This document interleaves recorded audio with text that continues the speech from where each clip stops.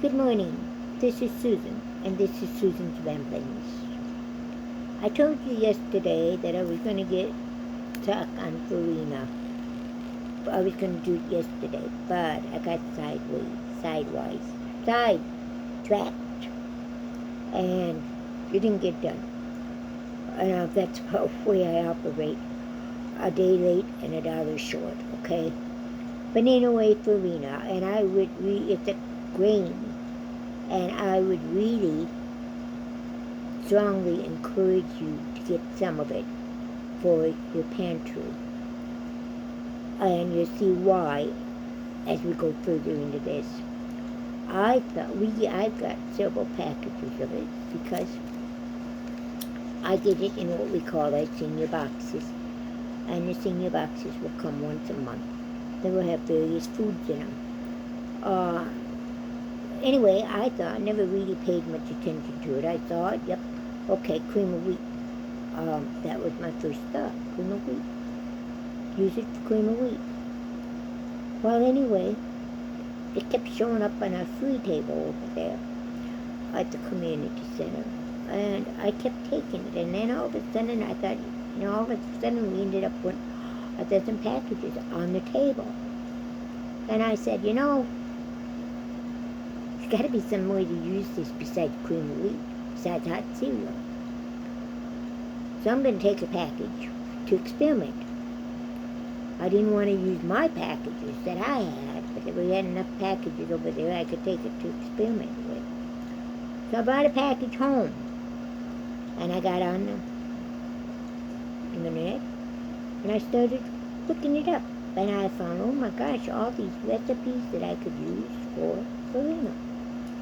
Well, didn't go any further than that. I got sidetracked on something else again.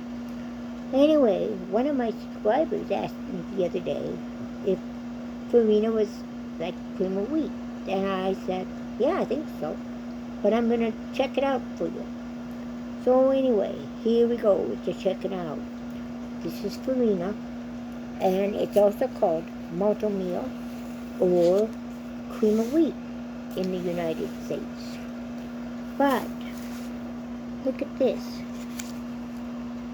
Oops, that's the wrong one. That's my preparation. Look at this.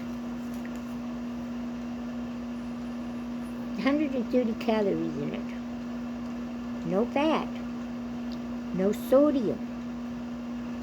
10% carbohydrates and very little fiber. But you can add fiber with adding wheat bran or something like that to it.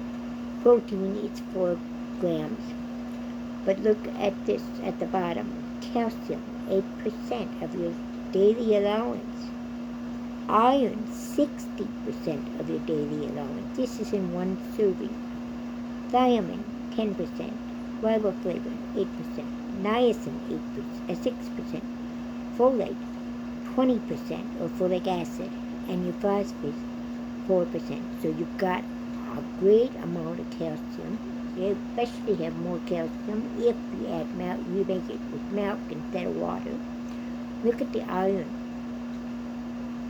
Eat 2 servings of it, and you know what? You got your iron there.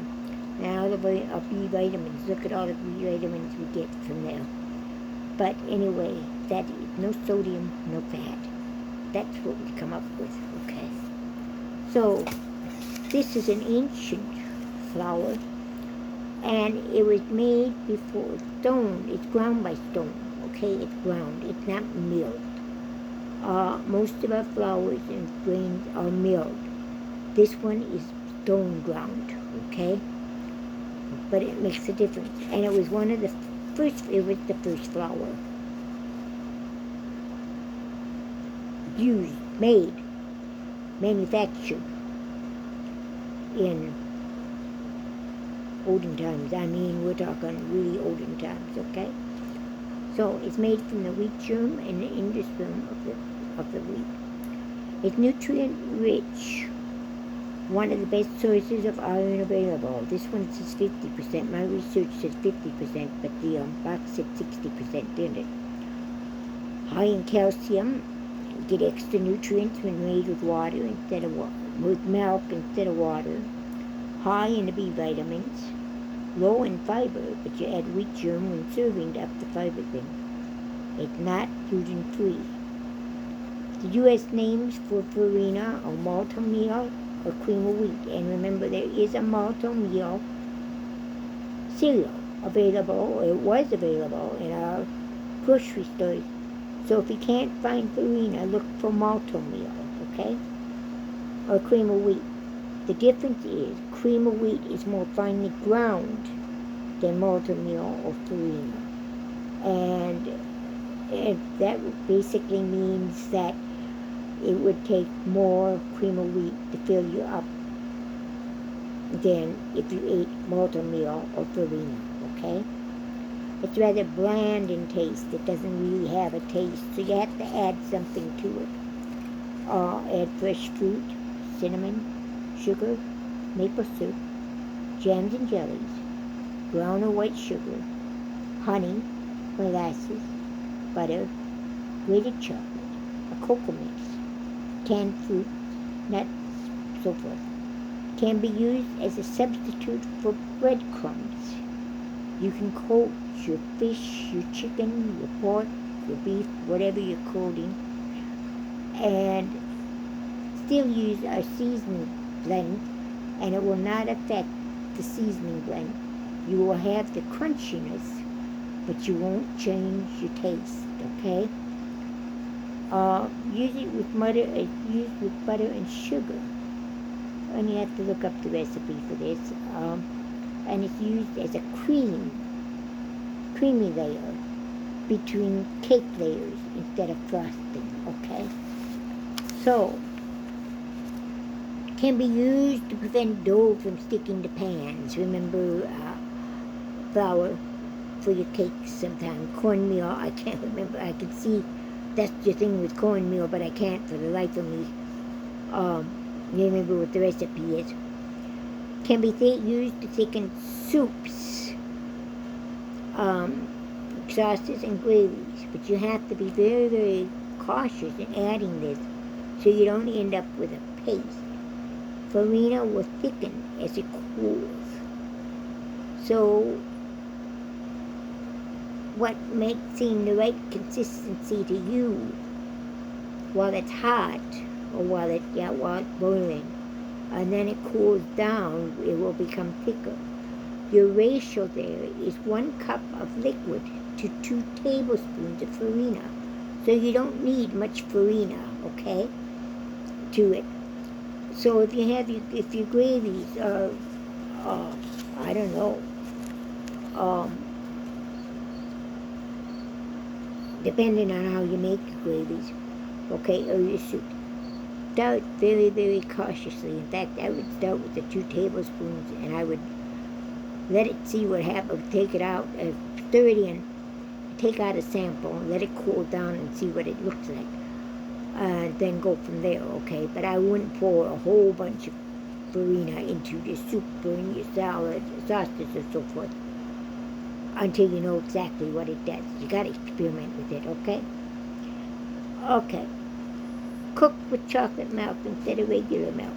In fact, one of the blogs I looked at, they used the Nestle Quick cocoa mix, and they mixed it up in their milk, and then they used that as the milk for it, and they had chocolate farina then, and the children enjoyed it. So you cook with chocolate milk instead of regular milk. If you want a butterscotch flavor, add brown sugar, butter, and vanilla. And like I said before, the ratio is 1 cup of liquid to 2 tablespoons of farina.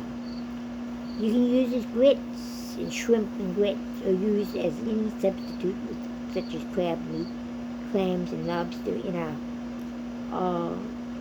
seafood soup, I guess you call it. India is the top world user of farina. They're number 1. Farina is used in India more than any place else in the world, okay? And It's used as thin crepes, like pancakes, so you can make them here, flatbreads,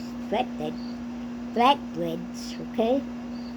Steamed breads, such as hush puppies or whole cakes, are made here.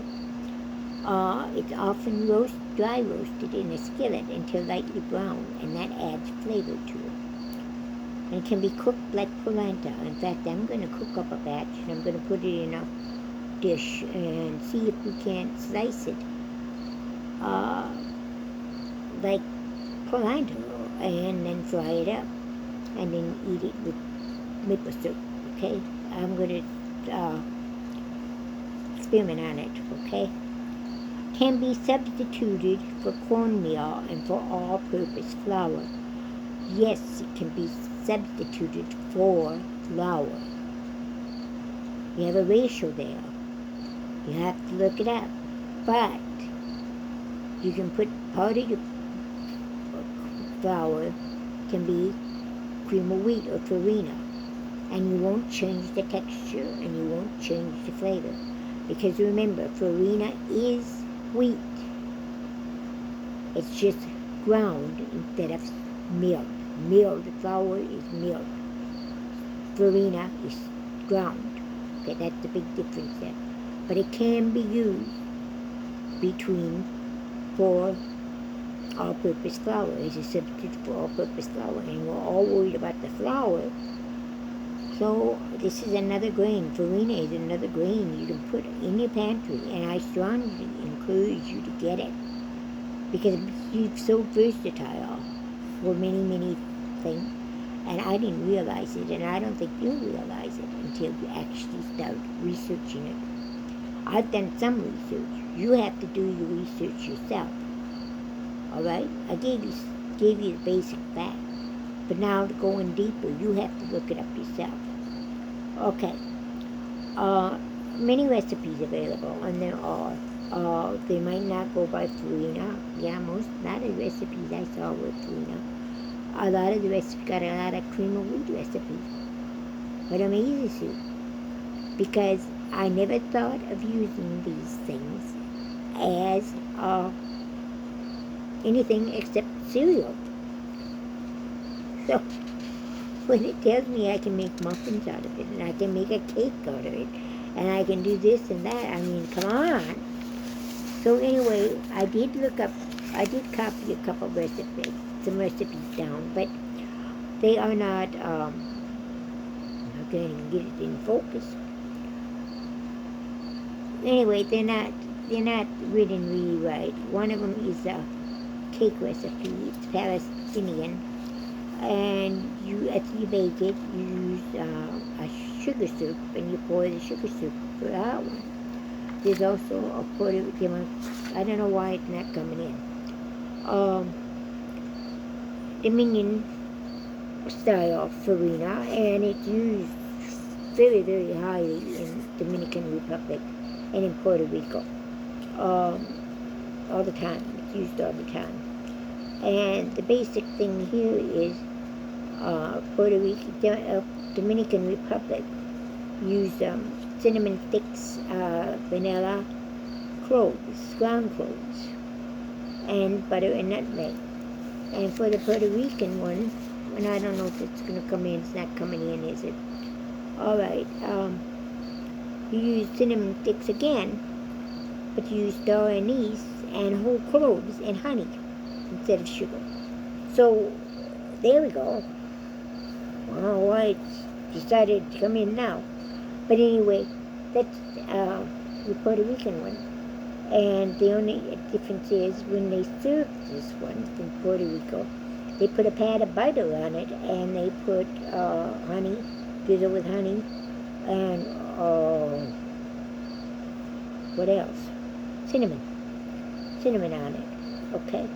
But it's got the cinnamon stick, and it's got the cloves, and it's got the anise in there, so it will make it flavorful.